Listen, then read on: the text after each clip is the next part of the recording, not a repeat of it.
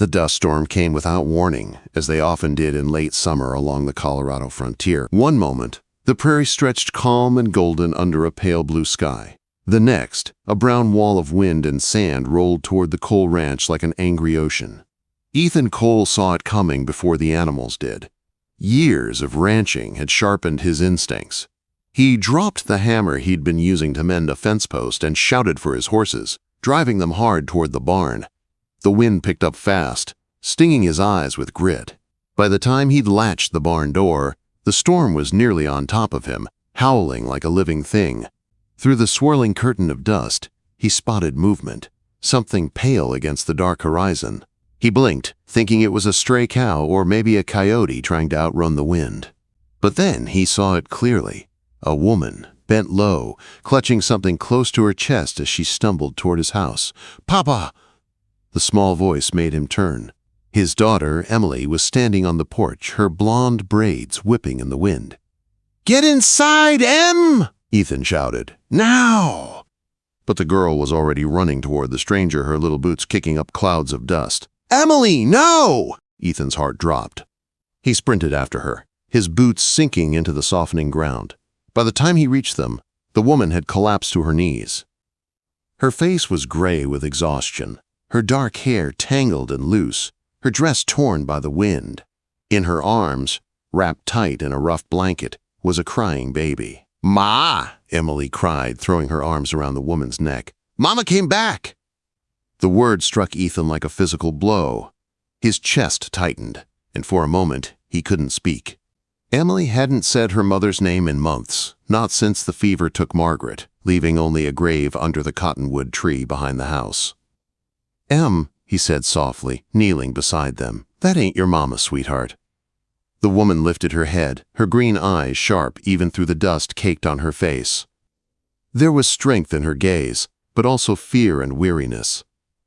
"Please," she managed to say between ragged breaths. Just until the storm passes. My boy, he needs shelter." Ethan didn't hesitate. Whatever pain he carried, whatever bitterness life had left him, he wasn't the kind of man to leave a woman and child to die in a storm. He scooped Emily up with one arm and offered the woman his other hand. "Come on," he said gruffly. "Let's get you inside before the wind takes us all." The ranch house wasn't fancy, just 2 rooms and a kitchen built from timber and adobe, but it was solid, and for the moment, it was safe. The woman sank into a chair at the table, still holding her baby close.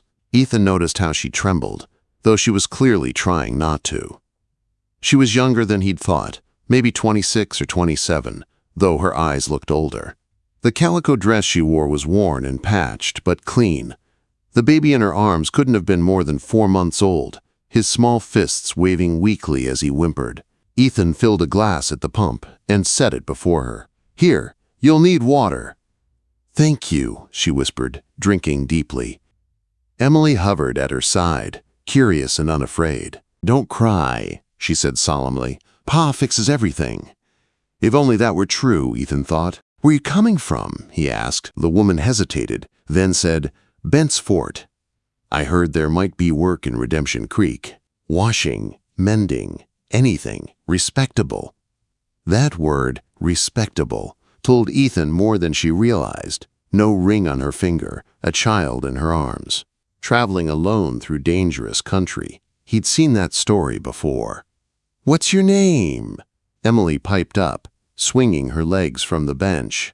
The woman smiled faintly for the first time. "Clara," she said. "Clara Monroe, and this little one is Daniel." "Like the lion man from the Bible," Emily said proudly. "Ma used to tell me that story before she went to heaven." Clara's expression softened. "I'm sorry for your loss." Ethan nodded, his jaw tightening. "Storm's bad," he said, changing the subject. "You'll stay here till it passes. I don't want to be trouble." "Already are," he said, though his tone wasn't harsh. "Might as well be trouble with a roof over your head." Emily clapped her hands. "She can stay in Ma's sewing room, Pa. Please, it's got a bed and everything." The sewing room, Margaret's room, Ethan hadn't set foot in it since the funeral. The thought made something twist inside him. But looking at Clara, Her tired eyes, her shivering shoulders, the small baby in her arms. He couldn't say no. "I suppose," he muttered. "Just until the storm breaks." As the wind howled outside, Ethan found fresh linens for the sewing room, trying not to notice the faint lavender scent Margaret had loved. He heated up beans and cornbread from lunch and set out 4 plates instead of 2 for the first time in months. Over supper, Emily peppered Clara with questions. "Did you ride a horse here? Do you like pie? Can Daniel play once he gets bigger?" "Emily," Ethan warned. "It's all right," Clara said gently. "It's nice to have someone to talk to besides him." She smiled down at her baby. "He's not much for conversation yet." Emily giggled, and even Ethan found himself smiling, a small, rare thing. After the meal, Clara took Daniel to the sewing room while Ethan tucked Emily into bed. When he returned, the wind had quieted, but the house was filled with soft sounds. Clara humming to her baby, the kettle whistling faintly, the faint creak of wood settling after the storm. For the first time in almost a year, the house didn't feel empty. It felt alive. Later, when Clara came out to thank him, he stood at the window, watching the storm die in the distance.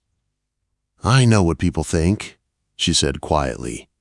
"A woman like me, alone with a child, but I swear I mean no harm." "People think a lot of things," Ethan said without turning. "Doesn't make them right." Her voice trembled when she said, "You're a good man, Mr. Cole." "No," he said, "just a tired one." She smiled faintly. "Good night, Ethan." He didn't correct her for using his first name. As she disappeared into the sewing room, he stood listening to the silence that wasn't really silence anymore. Outside, the storm moved east, leaving the world scrubbed clean. Inside, something new had begun, something fragile, unspoken, but alive. The storm had passed, but it had left more than dust in its wake. It had left Clara Monroe, and maybe, just maybe, a reason for Ethan Cole to start living again. Ethan barely slept that night. The storm settled after midnight, leaving the land quiet and washed clean, but his mind kept turning. He could hear Clara humming softly in the sewing room, soothing Daniel. Every time the wind rattled the window, he found himself straining to listen, making sure she was still there. When dawn came, the air smelled of wet earth and sage. Ethan rose early to start the morning chores, but when he stepped into the kitchen, he stopped short. Clara stood by the stove, stirring eggs in a pan. Daniel was tied to her chest with a sling made from an old apron. Emily sat at the table, practicing her letters on a slate while chattering non-stop. "Morning," Clara said without turning. "I hope you don't mind, I wanted to help." The smell of fresh biscuits filled the room. Eggs sizzled. Coffee bubbled. Ethan felt something twist in his chest, something warm and painful all at once. He hadn't heard those sounds in his kitchen since Margaret died. "You didn't have to do all this," he said, setting his hat on the table. "I wanted to," Clara replied softly. "I don't like feeling useless." "You aren't." Her eyes flicked up, quick, searching, before she looked away again. At breakfast, Emily filled the quiet with her excited rambling. "Pa, Miss Clara says she can help me practice my sewing. She says she can teach Daniel to crawl when he gets big. And she saw a rabbit outside already." "Emily," Ethan said gently, "Miss Clara is going to town today, remember? She has to find work." Emily's face fell instantly, but she just got here. Clara's smile wavered, but she nodded. "Your father's right, sweetheart. I need to find a job. I can't stay here taking charity." Ethan stiffened at her words. "It's not charity." But Clara shook her head. "I don't want to be a burden." A burden. She said it like it was a word she'd heard before, too many times. After breakfast, Ethan hitched the wagon. Clara wrapped Daniel carefully and climbed aboard. Emily begged to come, but Ethan told her to stay and help feed the chickens. She pouted, but obeyed. The drive to Redemption Creek was quiet. Clara kept her eyes forward, her hands tight around the baby. Ethan wanted to say something, anything to ease the tension, but words didn't come easy to him. When they reached town, the usual morning bustle filled the dirt street. Cowboys leading cattle, women sweeping porches, a stagecoach rattling into the station. But as soon as people saw Clara sitting next to Ethan, silence followed. Heads turned, eyes narrowed. Whispering started. Ethan felt his jaw tighten. He hadn't expected the town to be kind, but the open judgment hit harder than he liked. Mrs. Abigail Thornton, the banker's wife, was the first to approach. She stepped out of the mercantile with two women trailing behind her like nervous ducklings. "Why, Ethan Cole," she cooed, her voice sweet and sharp at once. "Who is this young woman?" Ethan helped Clara down. "This is Miss Monroe. She's staying at the ranch for now. I'm helping her get settled." "I see," Mrs. Thornton said, raising her eyebrows so high they nearly touched her hat brim. "And is that her child?" "Yes," Clara said quietly. "I see," Mrs. Thornton repeated, tone dripping with meaning. "And where's the boy's father?" "There is no Mr. Monroe," Clara said, straightening despite the looks. "It's just me and my son." A collective gasp rose from the women around her. Mrs. Thornton hummed. "Redemption Creek is a respectable town, Miss Monroe. I trust you'll keep that in mind." She turned to Ethan, lowering her voice. "A widower like you should be careful. Appearances matter." Ethan's hands curled into fists. "I think of my daughter every day, Mrs. Thornton, meaning I know exactly who I bring around her." Mrs. Thornton smiled tightly. "Of course you do." Inside the mercantile, the air was thick with more stares. People whispered behind shelves, pretending to shop but clearly listening. Clara kept her chin lifted, her movements steady despite the tremble in her hands. She only bought essentials, a spool of thread, flour, soap, nothing extra. "You don't have to rush," Ethan said quietly. Clara gave a small, sad smile. "I've been rushed out of worse places than this." They stepped outside just as Reverend Thomas approached, hat in hand. "Ethan," he said gently. "Miss Monroe." "Reverend," Ethan greeted. The old minister looked from Ethan to Clara, then at the baby in her arms. "You must think about the example being set here. Folks will talk. It might be better for all if Miss Monroe found lodging in town." "Reverend," Ethan said tightly, "she's safe on my ranch. That's all that matters." "Safe, yes," the Reverend agreed, "but appearances." "Appearances don't raise children," Ethan snapped. Clara touched his sleeve, her voice soft. "It's fine. He's not wrong."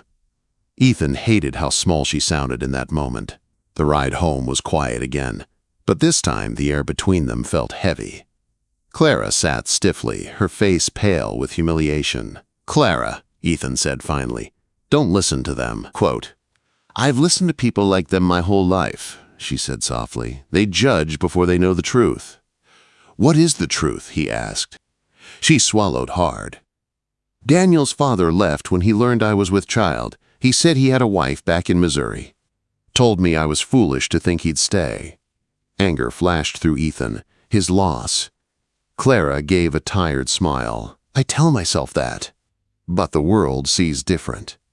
When they reached the ranch, Emily ran to greet them, laughing as she reached for Daniel's chubby hands. Clara whispered, "Thank you" to Ethan, then went inside, holding her head high, though he could see the weight pulling her down. Later that night, Ethan sat on the porch after putting Emily to bed. The moon was bright, the land still and peaceful. Clara stepped out quietly, Daniel sleeping against her chest. "Thank you," she said softly, "for today, for defending me. You don't owe thanks. I owe you more than you know." Ethan shook his head. "You're under my roof, Clara. That's enough for me. People can talk all they want. Doesn't change what's right." Quote, Clara's eyes shone in the moonlight. "You're kinder than most, Ethan Cole. I'm just trying to be decent." "Decent is more rare than you think." She turned to go back inside, but paused. "Good night, Ethan." "Good night, Clara." As the door closed, Ethan stared at the empty porch and felt something shift inside him. A small crack in the wall he'd built around his heart. She wasn't Margaret. She wasn't supposed to be. But Clara Monroe had brought something back into his home he thought he'd lost forever. Hope. The storm that had brought Clara into Ethan's life seemed like a lifetime ago by the time the next trouble arrived. For weeks, the ranch settled into a quiet rhythm. Clara worked with steady hands and a gentle heart. Emily adored her more every day. Daniel grew stronger, laughing more often, reaching for Ethan with surprising trust. Ethan tried not to read too much into the warmth that filled the house now, but some nights he lay awake, wondering how a woman he barely knew had already woven herself into the very soul of his home. He didn't know things were about to change again, dangerously, and suddenly. It happened on a warm afternoon. Clara was hanging laundry behind the house while Daniel slept in his cradle. Emily chased grasshoppers nearby, giggling as they leaped out of her way. Clara was humming, a soft, soothing tune that had already become familiar in the Cole house. The day felt peaceful, safe, almost too safe. Then Clara froze. A rider was approaching from the east, kicking up dust behind his horse. Something about the way he rode, too confident, too proud, made her chest tighten. She shaded her eyes, and her stomach dropped. She knew that man. "Emily," Clara said quickly, forcing calm into her voice. "Take Daniel inside. Now, sweetheart." "But I want to see who." "Emily," Clara repeated, firmer this time.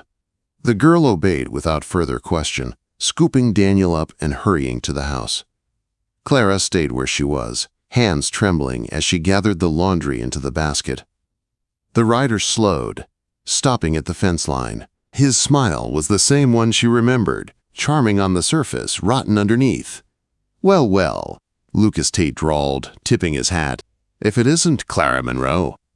Clara's heartbeat thundered in her ears. She forced herself to stand tall. "Leave.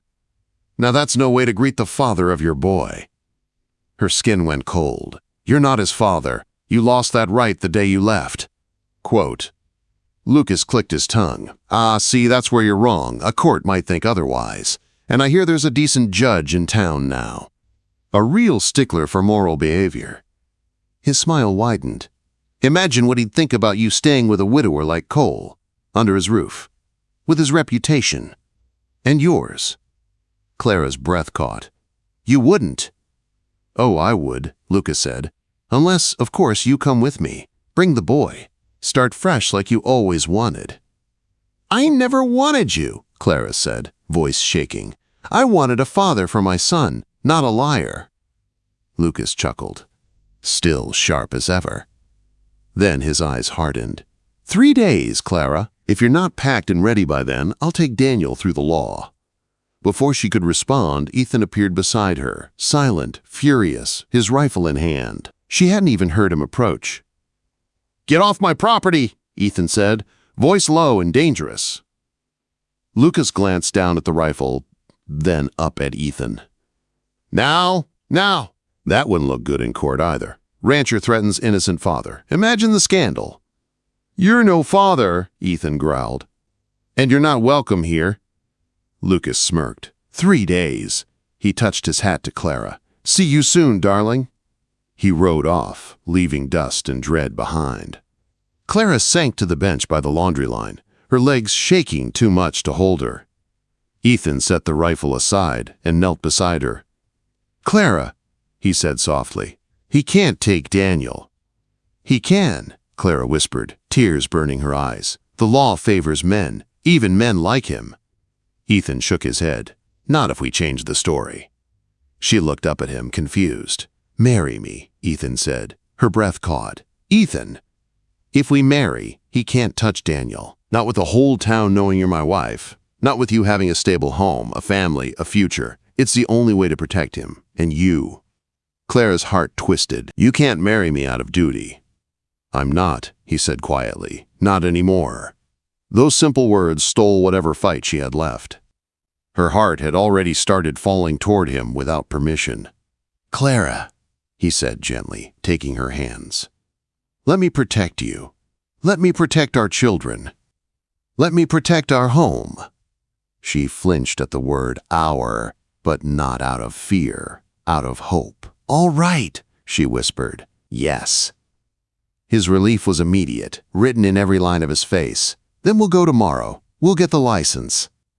Reverend Thomas can marry us quick." "That fast?" "It has to be," Ethan said. Lucas won't wait. The next day, they rode into town and got the marriage license. Reverend Thomas married them in a simple ceremony behind the church, with Tom and Mary Bradley as witnesses. Emily stood proudly beside Clara, holding Daniel's tiny hand against her cheek. When Ethan kissed Clara's forehead, it wasn't passion or desperation. It was a promise, a beginning. They returned home as a real family, though Clara felt the weight of what was coming, and it came fast. Lucas rode into town with papers claiming parental rights. The judge set a hearing. The courtroom filled. Clara's past was dragged into the open. Ethan stood beside her through it all, refusing to let her fight alone. When the judge asked if she loved her husband, Clara said yes without hesitation. When he asked Ethan the same, Ethan answered, "More than I can say." And the judge believed them. Lucas lost his rights. The Cole family left the courthouse whole. Weeks passed, peaceful and bright. The danger was gone. The whispers faded. The ranch healed. One warm night, Clara stood with Ethan on the porch, watching Emily and Daniel chase fireflies in the yard. The air was calm, the world quiet, and the ache that had lived in her chest for years finally lifted. "You saved us," she whispered. "You saved me first," Ethan answered. "When you walked out of that storm." Quote.